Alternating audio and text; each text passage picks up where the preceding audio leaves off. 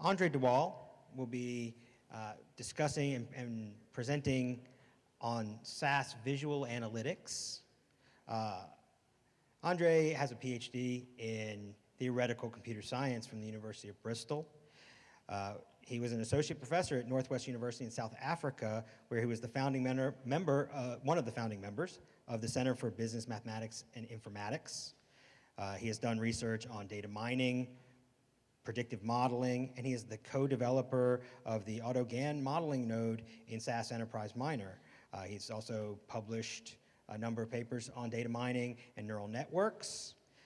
He is joining us from the SAS Institute in Cary, North Carolina, where he is an analyst with their global academic program. Please join me in welcoming Andre DeWall.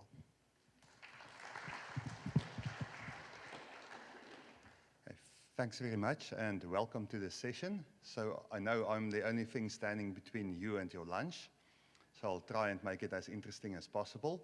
We always say that with the heavy hors d'oeuvres that we've been promised, you can judge the success of a university or a company by the size of the prawns that are being served.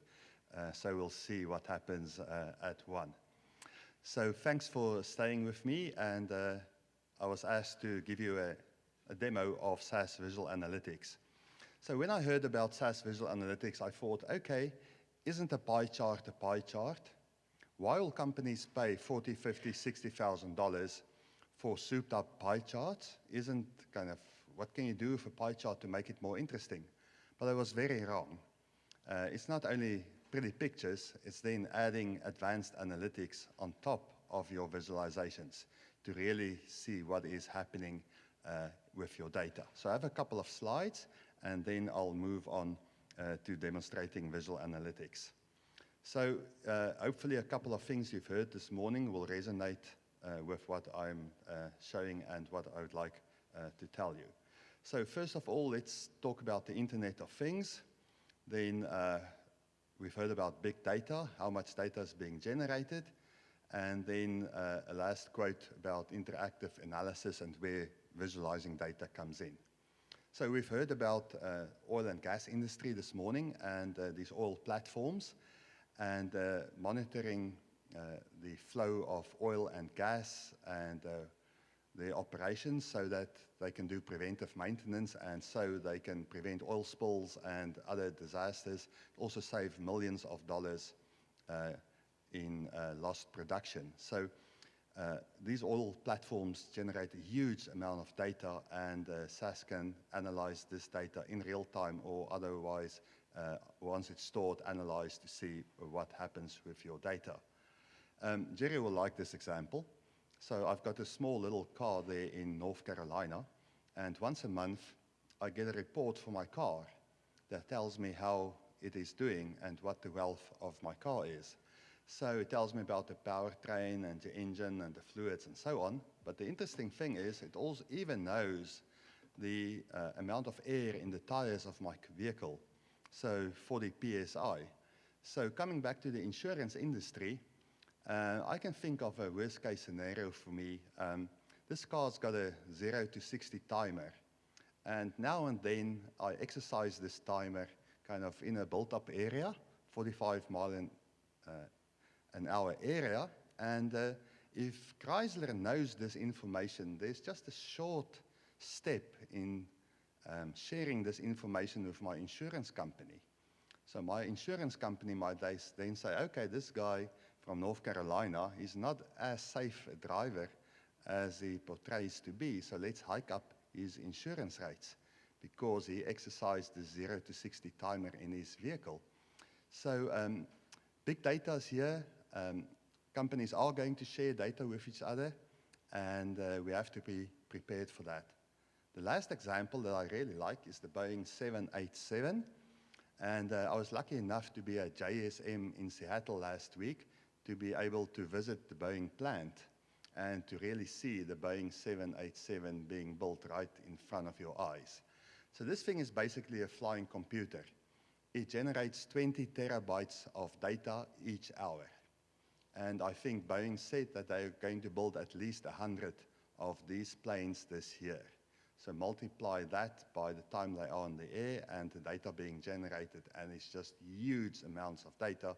And Boeing going to use it for various purposes, but also for preventative maintenance to try and predict when something is going to fail and not having to take the plane out of the air and do maintenance on the ground. My last slide. Visualization has become so important that it's now basically a subject by itself. A couple of weeks ago in Cary in North Carolina at SAS, we had an academic summit where we had approximately 80 professors from all over the world discussing advanced business analytics curriculums and also data scientist curriculums and what is needed, what the universities need to produce. So we had people from Australia, New Zealand, Canada, Europe, South Africa, and so on. It was a very productive 2 weeks. And during the discussion of the curriculums, basically everybody said that visualization has now matured to the stage where it is a topic to be taught by itself. Previously, it was just a kind of maybe a 1 hour or a short part of a course. But now visualization is being taught as a separate course because it is so important. Also, if you have 1 billion records in your data, 1 billion observations, you can't really scroll through your data anymore to try and find errors and outliers and patterns. So you have to do something else. And one way of understanding your data is to visualize your data. So here's a quote from the KDD Nuggets newsletter. It says, "Interactive analysis is the best way to really figure out what is going on in a data set. If you want to understand a data set, you have to be able to play around with it and explore it. You need to make tables, make plots, identify quirks, outliers, missing data patterns, and problems with the data. To do this, you need to interact with the data quickly." So SAS Visual Analytics is a tool then that was designed to allow you to do this. So it doesn't matter what the size of your data set is. It could be 1 billion records, could be a couple of thousand variables. You should get, with the right, obviously the right hardware, Hadoop cluster with a certain number of processors and so on, and memory in the background. You should be able to get similar response on the visualizations that I'm getting on a couple of thousand or million records on a couple of billion records. So that's my introduction. So let's fire up SAS Visual Analytics.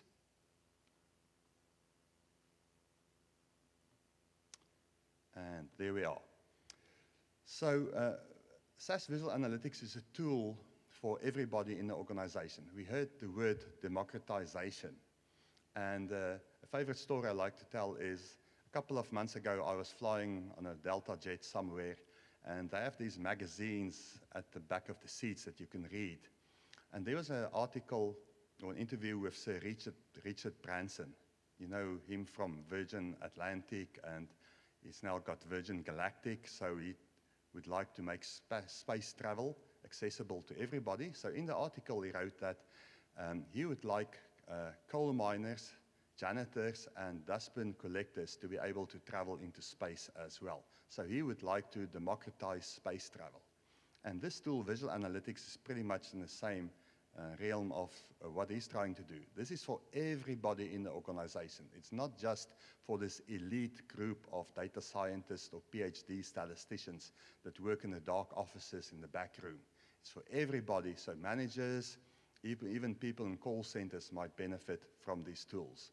A couple of days ago at SAS, we got a kind of a news feed that at one university, the number of ad hoc queries decreased by between 40 and 60% because of Visual Analytics. Now the managers can go, and if they have a question, they don't have to submit an ad hoc query and wait for a couple of days to get the answers. They can actually drill down into the data and get the answers themselves, and the analysts can then be more productive. So let's start with a simple example. I'm going to focus on the interactive exploration. So obviously you can build dashboards as well, but I'm not going to impress you with my dashboard building skills. So let's have a little bit of fun exploring a couple of data sets. I'm also going to hopefully show you some the analysis of unstructured data. You've heard unstructured data, so let me show you how that is done. So let's start with the basics. So I'm going to create an exploration, and I have a fictitious data set from a toy company. It's called the Inside Toy Company, and I'm just going to explore a little bit what is happening in my data. So this Insight Toy demo is the data set. And as soon as I load the data set into Visual Analytics, I get some frequency counts already of the number of customers I have in my data set. But let's just quickly see how big the data set is. So let's look at the data source details. So it's about 3.5 million records, which is definitely not big data.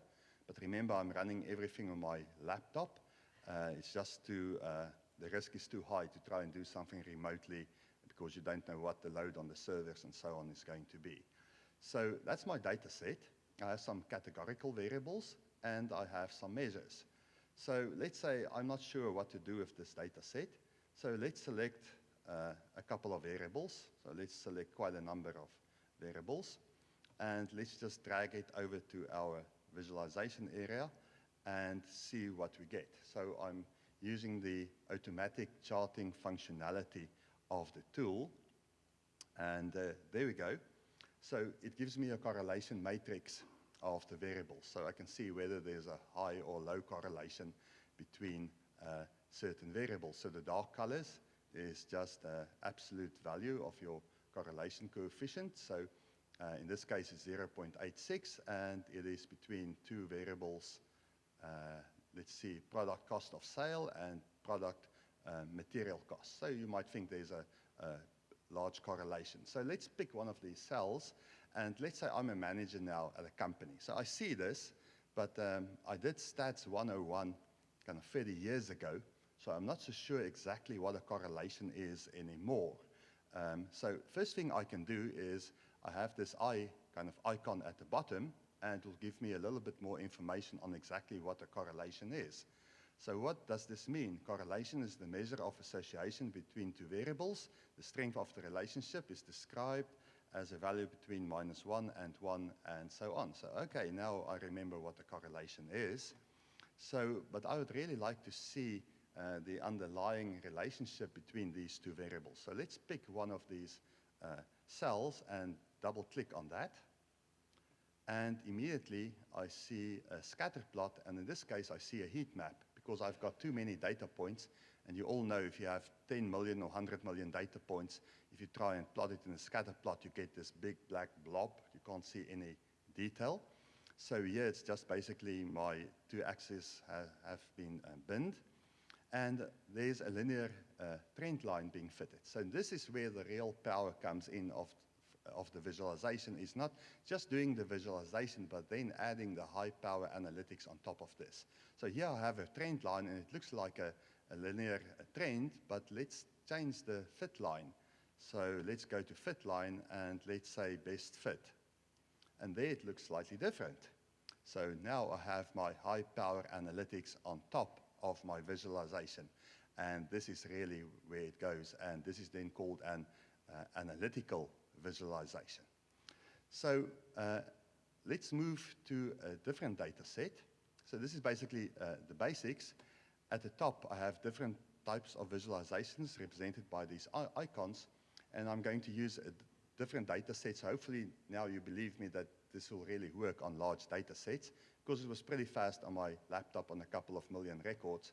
So let's move to a slightly smaller data set, because there are some interesting things that I can show with this data set. And because we're also in the kind of talking about health, there's some health things that's kind of interesting. So let's move to a second data set. So some of you might have seen this video by Professor Hans Rosling, where he animated life expectancy, income, and population over 200 years for more than 200 countries. So I took a selection of his data, and I'm going to show you at least 4 ways of visualizing your data on this data set. So it's a small data set, but that doesn't really matter. And let's just select a new data set.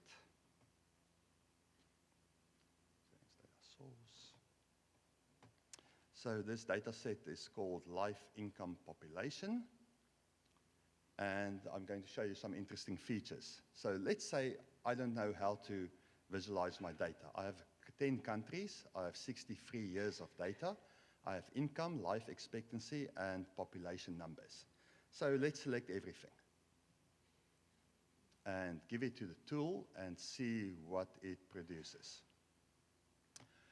Okay, so maybe this is not the best visualization produced ever.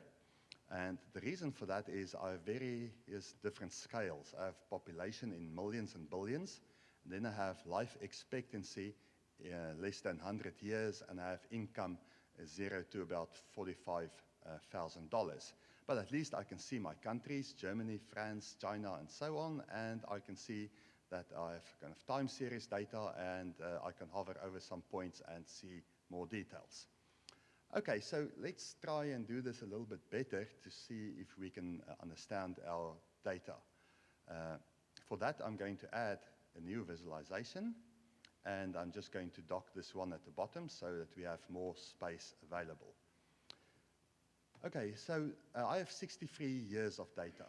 So let's drag the 63 years of data to my visualization, and I would like to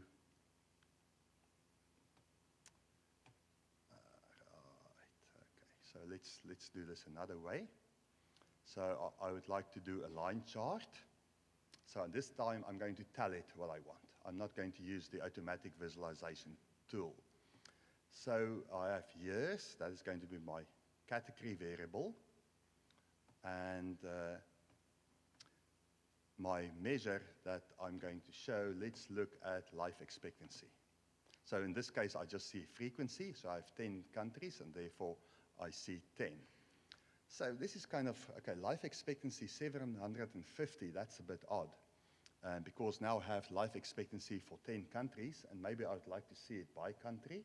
So not the sum of the life expectancies by country. So let's add a filter by country. So just select country and drag the variable over, and let's look at the life expectancy in the US. So let's select the United States, and there we see the life expectancy in the United States. It was around 68 years in 1950, and now it is around 78 years in 2012. Okay, so you can say, okay, many other tools can do that, so what is novel about this? So remember my idea of adding high-powered analytics on top of this. Let's do a bit of forecasting. So let's see where the life expectancy of the US is going. So I can right-click and select Show Forecast, and immediately I see forecast for a couple of, let's just track that, for the next 6 years. So it seems like the life expectancy in the US, just given this time series data, is still going up, but as we know, there are some other factors and things, so maybe I should need to throw in some other factors as well to be able to do this. We can also then say, let's change the time period, maybe to 12 years, and let's see where the life expectancy in the US is going. So you might be a manager and you might not remember what these kind of gray bars mean. For that, you have the little I, and it tells you the forecast shows the predicted values of the measures based on historical values. The bands account for forecast represent a 95% confidence interval of the forecast. Okay, so now I throw in my high power analytics on top of my visualization. So I've already have 2 visualizations. So let's add another one, and let's do an animated bubble plot to get closer to what Professor Hans Rosling did. So I'm going to add a new visualization and just dock this one at the bottom, and I'm going to do an animated bubble plot. So on the x-axis, let's do income. On the y-axis, let's do life expectancy. And let's use population as the bubble size. So immediately, I see all my data, but that's not really what I would like to see, I would like to break this down by country. So have a grouping variable, and that's country.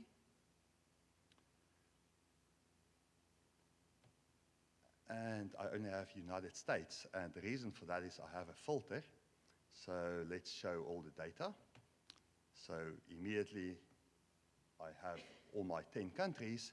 But now the interesting thing is let's animate this by year. So let's select year, and that is our animation. And now we can see what happened, or what happened to life expectancy, income, and population during the last 60 years. So let's play this, and there are two trends that jump out. So let's see if you can kind of identify these two trends that jump out at me, and then I'll give you my version of these two trends. So there we go. So around 1960, 70, everything's going well. Income is improving. Life expectancy is going up in most countries. But then this country is completely going south. And we have the bubbles getting bigger as the population improves or gets bigger. So in China, 1.35 billion, that seems about correct, in 2012. If we look at United States, the income is about just less than $43,000. Life expectancy about 78 years. And here we have Japan with the highest life expectancy of about 83 years. And we have India with the lowest income per person of about $3,200. So the two trends that jump out at me is first you have to look at China and then South Africa. So if I play it again, so China, it seems like life expectancy is going up and then it dropped. And that was because of the Cultural Revolution. And some sources say that up to 45 million people died of famine in China. The second part that is interesting is this bubble going down. And this is South Africa. And as you can see in 2012, the life expectancy is still below 60 years. And it was around 50 years a couple of years before that, and the reason for that is AIDS. So the country is only now realizing or getting to understand the effects of AIDS and how to live with that. So managers really like this, but let's say you are kind of the newer generation. Kind of animated bubble plots are like so last century. You want a text, a word cloud. So let's do a word cloud on exactly the same thing and see how it looks. So I'm going to add a new visualization, and I'm going to do a word cloud. So we saw some really nice examples of word clouds this morning. So let's use, I'm going to show you an example of text analytics using a text documents, but let's first use a category value. So let's use the words of the country names. So they are my countries. And let's show life expectancy by size. And then income is the color. So immediately you can see that United States, because it's pretty big, and the United Kingdom, and then Japan, they have kind of large expectancy is much higher than some of the other countries, and you can also see the color. India and China are lacking behind, while the United States and so on are in front. So let me get all my visualizations up here.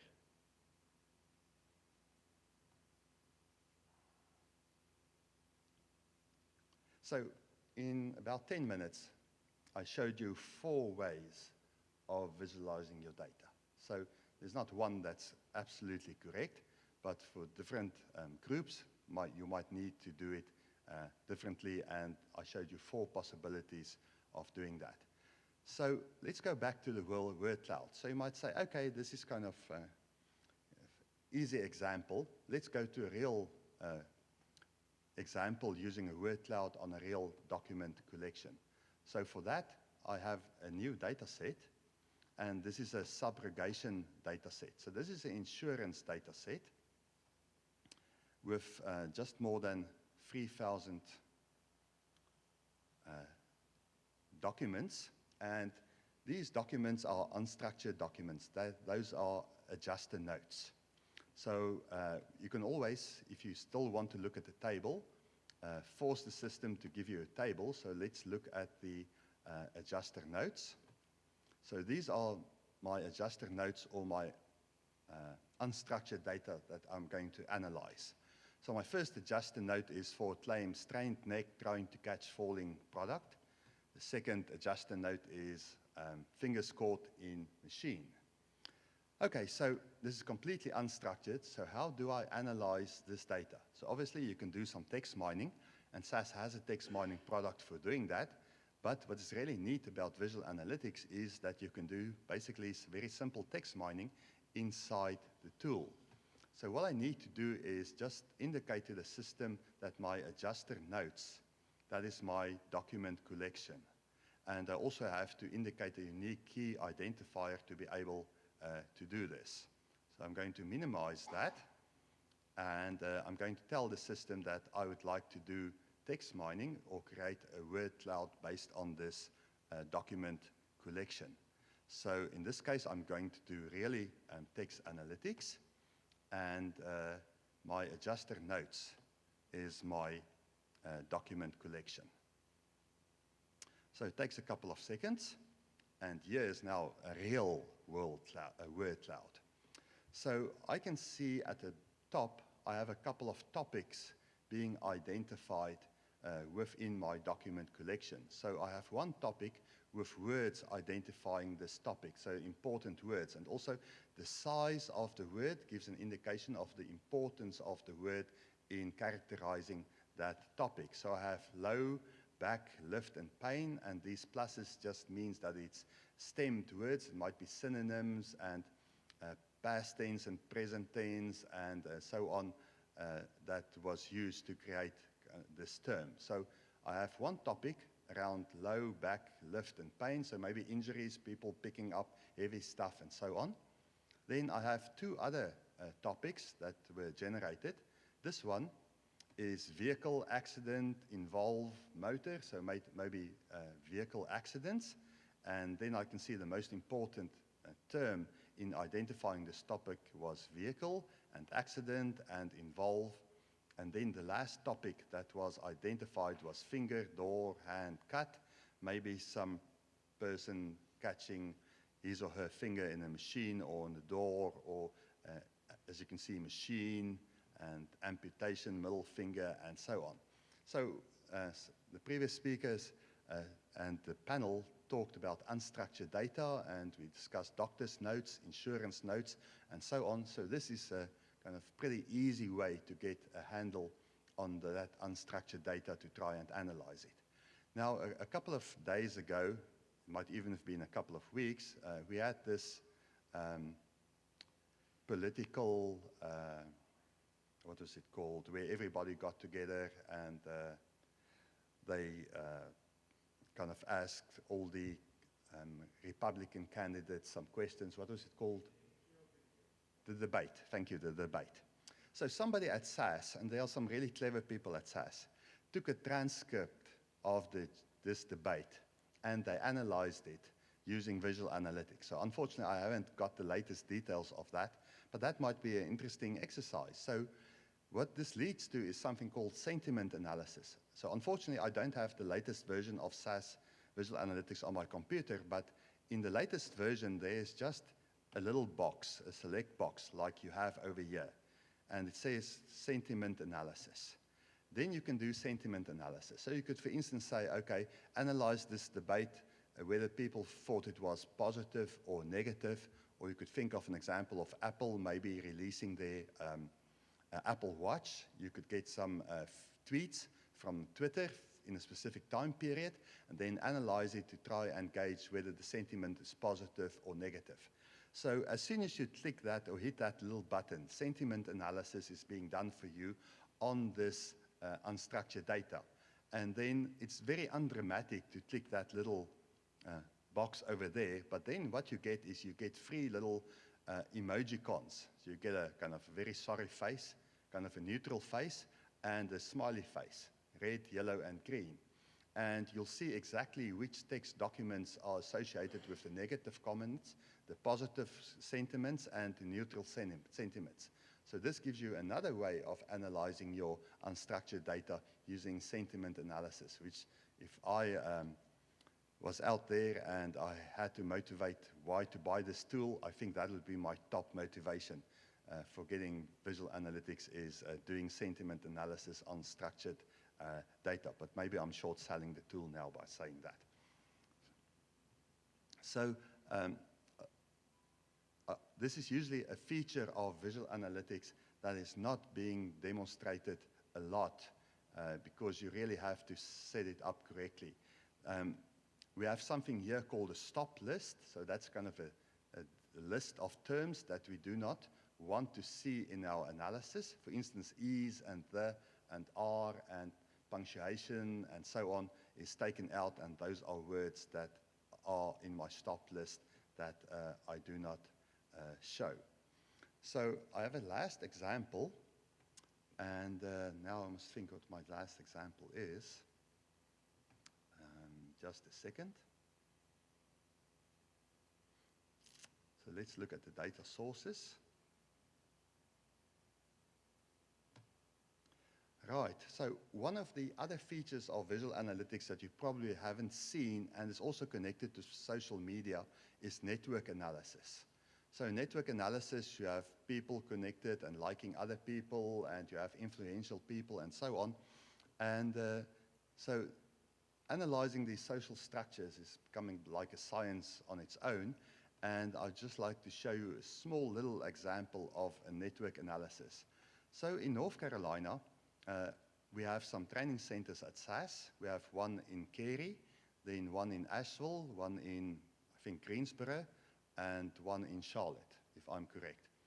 So we can see where people come from in the state to take our training classes. So I can think of a scenario at a university where this could be very useful for a university, looking at all the courses and then looking at your feeding sources for where the students come from and so on. So this could be a kind of a really, really useful tool. So let me see if I can end off with that example. So just a very, very small data set, but also a couple of weeks ago, we got a kind of information from our boss, Dr. Jim Goodnight, that you shouldn't just sell visual analytics to big corporations for tens of thousands of dollars. You can also sell it for reasonably sized data sets and even small data sets. And as you can see, it really works well, even on small data sets as well. So maybe there's a commission thing involved in this.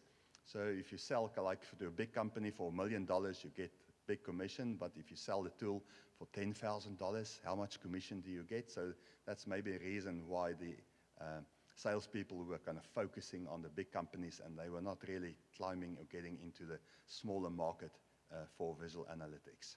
So let's open up our data set. So small data set again, and always you can look at your data set, you can look at the table, but just be careful. This tool was designed for big data, so if you have 1 billion records and a couple of thousand variables, you do not really want to look at the table.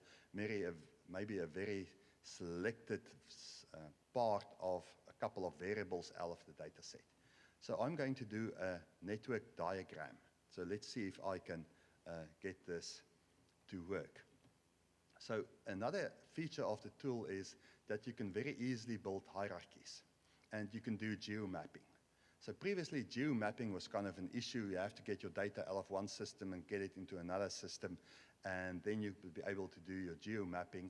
And also building hierarchies, you had to build all these OLAP cubes, and you had to define in advance how deep you would like to drill down in your data. So now you can do this all on the fly in SAS Visual Analytics. So I have two zip code variables, training zip and NC zip. So this is the training center, and NC zip is the zip code of the customers coming to our training. So let's create a hierarchy using those two zip codes. But first of all, I'm going to designate this as geography variables because the tool knows about zip codes and states and so on. So let's make a geography variable out of NC zip and another geography variable out of training zip. Now I'm going to build a hierarchy on these two geography variables. So let's build a new hierarchy, and I just have to now tell the system the order of my hierarchy. So the training zip is the top level of my hierarchy, and NZ zip is the second level of my hierarchy, and there I'm done. So let's do the network diagram, and the only thing I have to do is drag my hierarchy onto my workspace,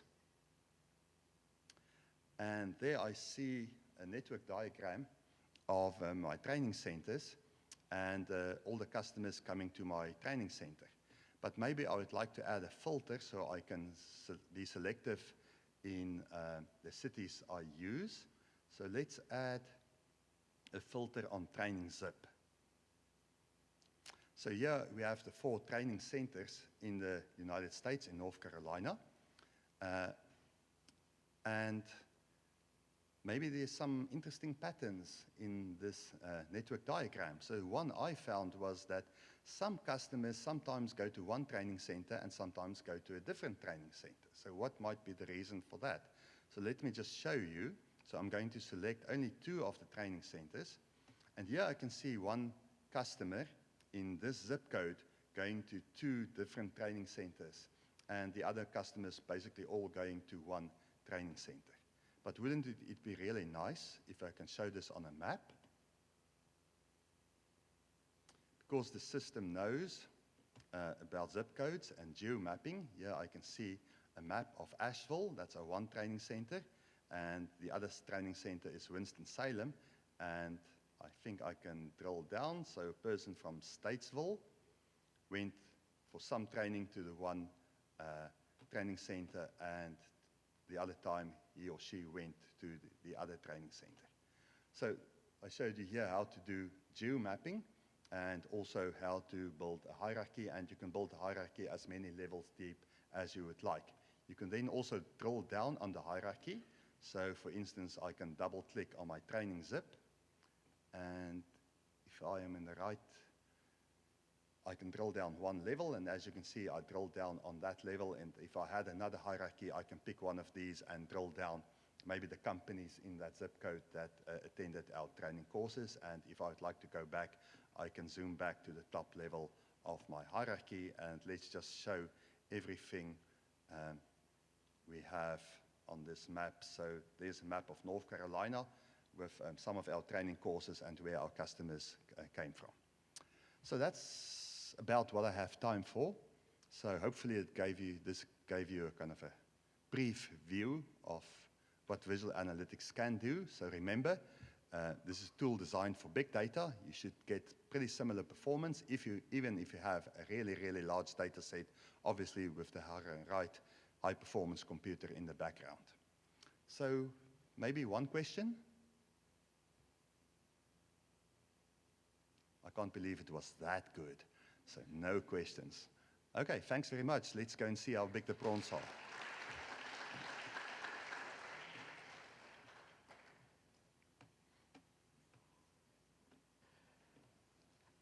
That's the end of our formal program. I would like to thank all of you for coming. I would like to thank all of our speakers who I hope you all agree with me, did an outstanding job discussing business analytics, the importance of business analytics, the applications of business analytics. For those of you that are students, in the audience, I hope that this was encouraging in terms of the opportunities that are available in business analytics. As director of our business analytics program, I would be remiss if I did not point out our programs, as well as many of the other programs in the College of Business. And we have information in one of our brochures in front of you, as well as a table out front talking about a number of different programs in the College of Business.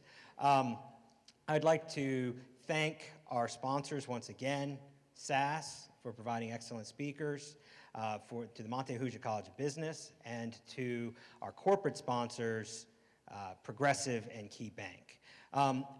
I encourage all of you to stay. We have some hors d'oeuvres for lunch, and we hope that you will stay and socialize and sort of help with the building of a analytics community.